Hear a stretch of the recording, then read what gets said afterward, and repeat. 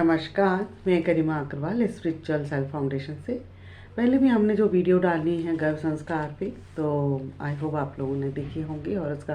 Benefit भी आप उठाएं और दूसरों को भी वीडियो फॉरवर्ड करें। और इससे अच्छा शायद कोई काम नहीं है, जैसे कि हम गर्भ में पल रहे बच्चे के लिए हम कुछ कर सकते हैं, तो बहुत अच्छी बात है। अब ये टॉपिक आज है कि जब गर्भ स्त्री है या वो प्रेग्नेंट होने वाली है, तो आसपास का माहौल किस तरह से कंट्रोल किया जाए, किस तरह का वातावरण होना चाहिए। सबसे पहली बात तो क्या है कि जो प्रेग्नेंट है उसे तो बहुत सरल और थोड़ा सा उसे अगर गुस्सा आता है या फिर चिड़चिड़ापन नेचुरली बढ़ जाता है, मूड स्विंग हो जाता है बार बार, या फिर कुछ बहुत लगता है आलस आ रहा है, तो उसका एक बॉडी का सिस्टम है, उसकी वजह से उसको ये सारी चीज़ें होती हैं। पर और लोगों को भी क्या ध्यान रखना चाहिए, और लोगों को भी घर में ध्यान रखना चाहिए कि उस आसपास का घर का जो माहौल है वो ख़राब ना हो, घर में लड़ाई है झगड़ा है वो ना हो। और घर में जो खाना बन रहा है, जैसे उस समय खाना बनाते वक्त आप कोई भी मंत्र लगा के रखें या गाना लगा के रखें, जो अच्छा लगता है वो करें, लेकिन खाना बनाते समय गुस्सा नहीं होना चाहिए, क्योंकि खाना वही अंदर जाना है, क्योंकि शिशु गर्भ में पल रहा है, वो भी वही चीज़ें ग्रहण कर रहा है जो प्रेग्नेंट लेडी ले रही है। और फिर क्या है कि जैसे खाना खाते समय भी गुस्सा नहीं होना चाहिए, आराम से खाना खाएं सब लोग। और रात को सोते समय बेड पर भी ये नहीं है कि लड़ाई हो हस्बैंड वाइफ में, तो इस तरह से कोई झगड़ा भी नहीं होना चाहिए। तो गर्भ संस्कार करने का सबसे बड़ा बेनिफिट क्या है, जैसे आप ये देखिए घर है, छोटा है बड़ा है वो चलो जैसा भी है, सबके अपने अपने घर हैं, लेकिन घर में अगर सामान इधर उधर डाल दिया जाएगा तो घर क्या लगता है, कुछ भी नहीं, कबाड़ खाना लगता है, कहते कबाड़ा पड़ा हुआ है घर में। अगर यही घर की सारी चीज़ें अच्छी तरह अरेंज कर दिया जाए, तो छोटा हो या बड़ा हो घर, वो बहुत ही ज़्यादा अच्छा लगता है वो क्या चीज़ है। वही चीज़ है कि बच्चे पैदा तो हो जाते हैं, कोई प्रॉब्लम नहीं है, लेकिन उनके संस्कारों में, उनके अवचेतन मन में और निखार किया जाए तो उससे और ज़्यादा बेनिफिट खानदान को मिलता है, और फैमिली को तो मिलता ही मिलता है, उसके साथ हमारे समाज में भी एक अच्छा संस्कारी बच्चा होता है, जिससे वो समाज को भी उससे बहुत बेनिफिट होता है। जैसे आप मंत्रों का सहारा ले सकते हैं, योगा का सहारा ले सकते हैं। अगर आप चक्रास के बारे में थोड़ा सा बेनिफिट जानते हैं चक्रास का, तो आप चक्रास भी कर सकते हैं बैठ के, नहीं है तो आप कहीं से भी, आप यूट्यूब पे भी सर्च करके चक्रास के बारे में बेनिफिट ले सकते हैं।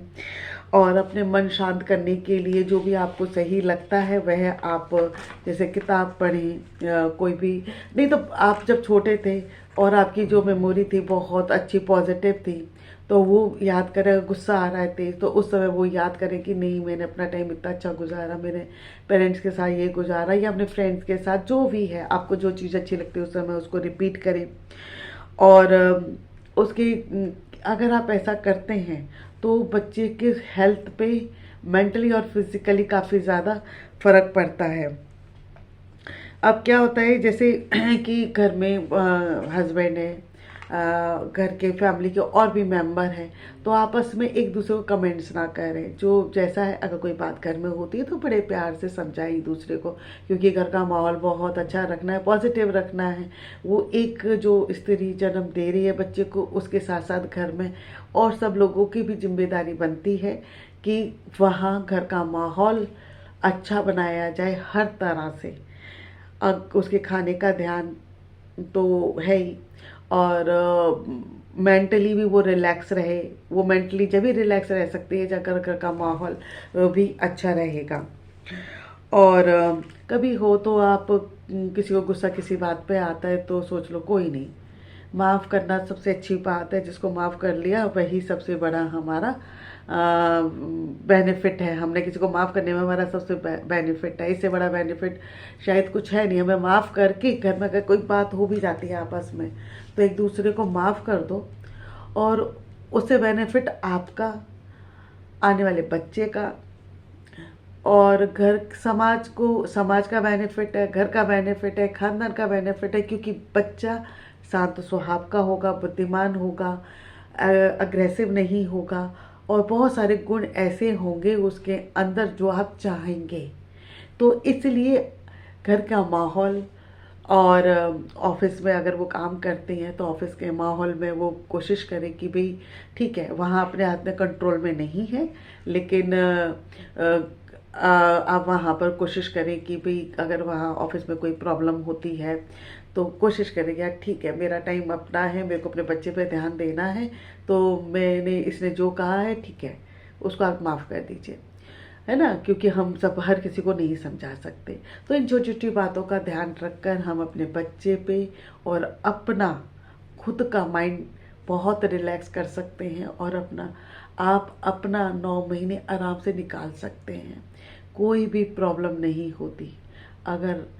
आपको कोई प्रॉब्लम होती है तो प्लीज़ आप हमसे कांटेक्ट कर सकते हैं कि किस तरह से अपने गुस्से को, अपनी ईगो को कंट्रोल किया जाए। और गर्भ संस्कार में वैसे आप डेली प्रेयर कीजिए, म्यूज़िक सुनिए, इस तरह से छोटे छोटे काम कीजिए। और अगर आपको हीलिंग की ज़रूरत है, आपको लगता है कि बच्चे को और मेरे को थोड़ा सा रिलैक्स की ज़रूरत है, या बच्चे की इम्प्रूवमेंट अच्छी नहीं हो रही, उसके लिए अगर हीलिंग चाहिए तो आप हमसे कांटेक्ट कर सकते हैं। इस वीडियो को आप ज़्यादा से ज़्यादा फॉरवर्ड कीजिए। आप खुद तो बेनिफिट उठाइए, औरों को भी बेनिफिट बुलाने के लिए कहिए और समझाइए कि गर्भ संस्कार एक ऐसा बीज है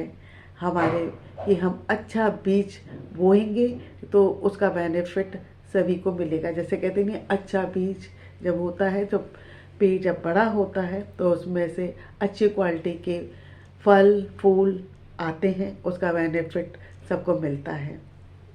इसी तरह से आप इसके ऊपर जितना ही गर्भ संस्कार के ऊपर काम कर सकते हैं आप करें। और आपने यहाँ तक वीडियो देखी, सुनी, समझी, इसके लिए बहुत बहुत धन्यवाद। आप बिल्कुल खुश रहें, हेल्दी रहें। नमस्कार।